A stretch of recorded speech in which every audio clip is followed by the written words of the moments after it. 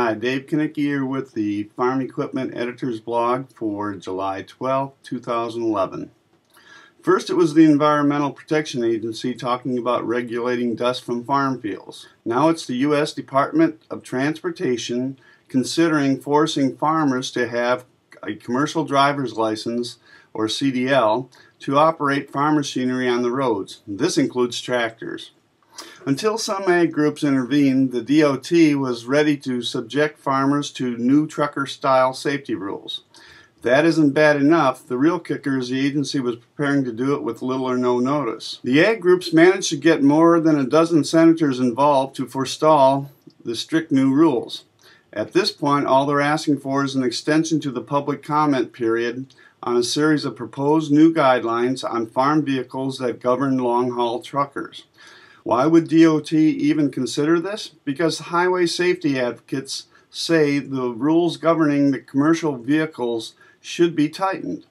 In the July 2011 edition of the Roll Call newspaper, Steve Kepler, executive director of the Commercial Vehicle Safety Alliance, is quoted as saying, "Farmers do operate big trucks and share the road with other people."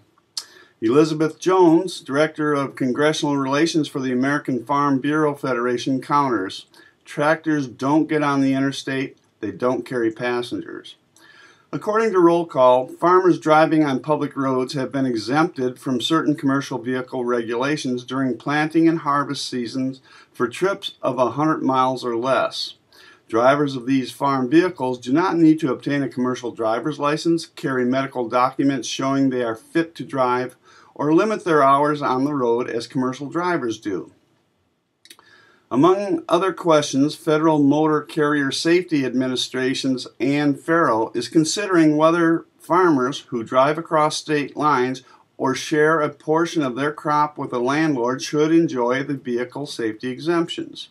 Now ask yourself, what on this green earth does sharing a portion of your crops have to do with vehicle safety? So, when the additional cost of controlling field dust and obtaining CDLs is added to the rising cost of food, where will the finger of blame be pointed? You got it. Right at the farmer and the rest of agriculture. Funny how that works, isn't it?